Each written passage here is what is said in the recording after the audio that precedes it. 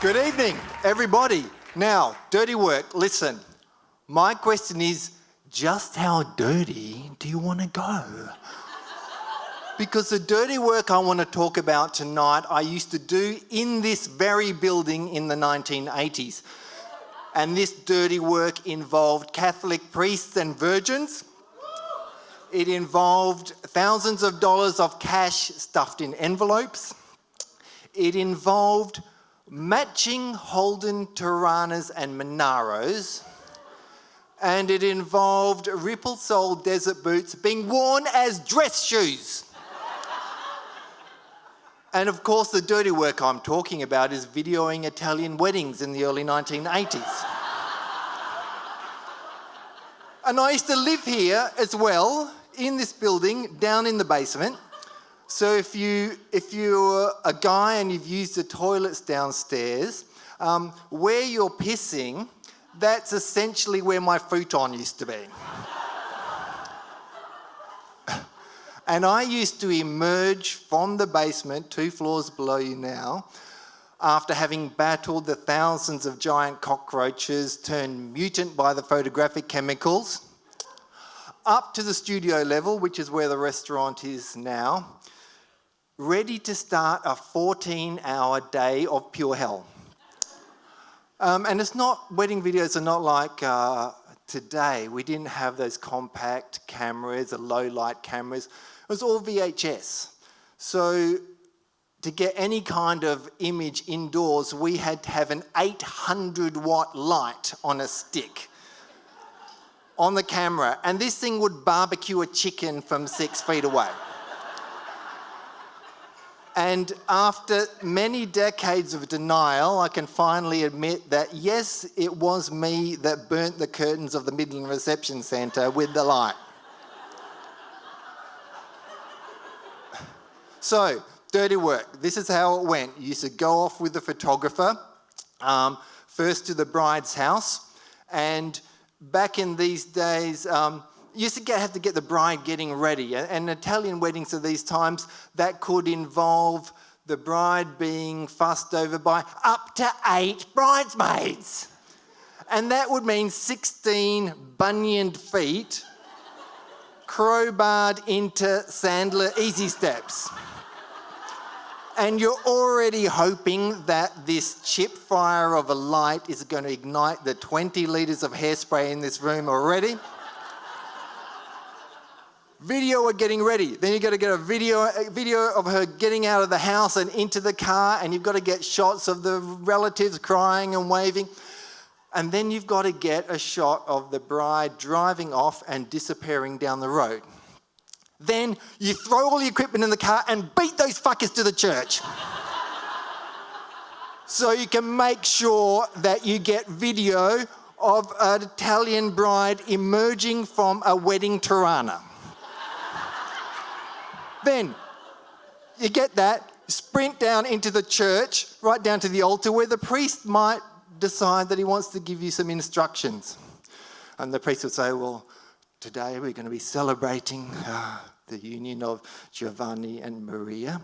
And all the time he's talking, you think, where the fuck are the PowerPoints? Where the fuck are the PowerPoints? Where the fuck are the PowerPoints? And then you say, and of course we want to have the video as unobtrusive as possible. And this is the time where you lie directly into the face of a priest, saying, of course you're going to respect that. Because basically I've got a nuclear reactor on a stick here. I couldn't be less unobtrusive if I was pissing in the font. And to be honest, doing this work at this time with this equipment meant that you essentially have to ruin the event to get it. You've got to be in their face with this camera and this light. And it doesn't matter who you block out of the way. You've got to like elbow elderly relatives out of the way. Fuck off, fuck off. And after a while you realise this is going on too long, and you have the horrible realisation that it's not just the wedding vows, they've added the whole Catholic Mass. So this means it's not just the vows, hideous enough as they are, it's the readings, a whole lot. So St. Paul, it's always the same bollocks, a gong booming and a cymbal clashing or something. And the priest might have said, why don't I do a 15-minute sermon as well? Then the whole church lines up to get communion too. And this could go on for over an hour. Then you've got to get the newly wedded couple going down the aisle to leave the church. You've got to get all of this, get them going right down till just before they reach the exit. You've got to beat them out of the church so you can get all the confetti coming down. And then it's back into the wedding Tiranas, and then you go to the park to get more hideous video. Then you go to the studio for still shots, and then it's on to the reception. But before we go there, just what would you think, like for an Australian wedding, what would be a big number of people, do you reckon? Like 80 people? Yeah, 100? Big wedding, 100 people? Italian weddings in those days, it could be 650 people! And we had to get every single one of them on video with the VHS camera and the extension cord and this light in everyone's face. Ah! But one thing I will say for Italian weddings, they never got drunk. It's a different culture. They grew up drinking wine. Italian weddings, they never got drunk. Not like Australian and English weddings, where getting maggoted was the whole point of the event. And you might have the best man and the groom punching up in the car park, or the father of the bride with a cummerbund full of vomit. Yes, that happened. And so Italians, they don't get drunk at weddings. We did, because we knew the horror that was going to be coming.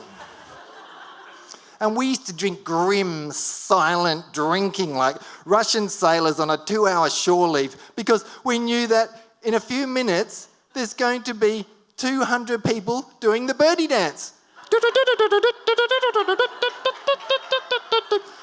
And you had to get it all. And then there's a garter ceremony. The guy's got to take the garter off with his teeth. And there's a cake and there's the speeches, and you've got to get it all in everyone's faces. I said, fuck off, no!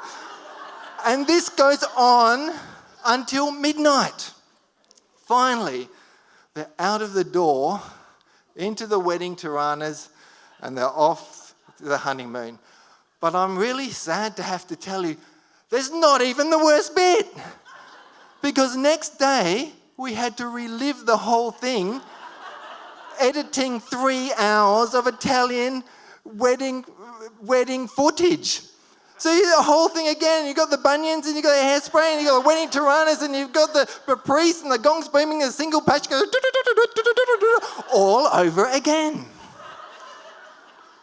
And it's still not even finished, because then the owners of the studio in Mayfair, they wanted a highlights package at the end as well, edited on to Elvis singing Unchained Melody. So you had to watch it all over again, just shorter. So the bunions and the whole thing for the third time. And these VHS editors would roll back 5 seconds to do the edit every time. And so not only do you have to watch it forward, but you also had to watch it backwards. So it would be Elvis's, oh my, edit, oh my love, my, edit. We used to get into such rages doing this. My wedding colleague Zoran is here tonight, and he, while editing, used to kick holes in the wall of the edit studio while editing. We smashed the furniture. We used to throw beer bottles at the roof. And this is all going on pretty much 2 floors below where you guys are over here. This level here, at the time, was empty and derelict. It was just wrecked. There's no one here, nothing happened. So this place was a sanctuary of peace and solitude. So you used to be able to come up, maybe smoke a joint. 2 floors below, you might still hear some poor bastard is editing. I used to get so angry after coming back from weddings that I was too much in a rage to even sleep. So I used to just sit in the window of the studio and take photographs of people going past in William Street in the 80s. And if you go down to the bar on the level below, the photographs on the wall there are ones I took after Hideous Wedding in 1983, if you're interested. So look, if you want to celebrate the absolutely wonderful restoration of this fantastic building, please do so. But when you do, just think a little bit about the people that had to do that dirty work nearly 40 years ago. Thank you.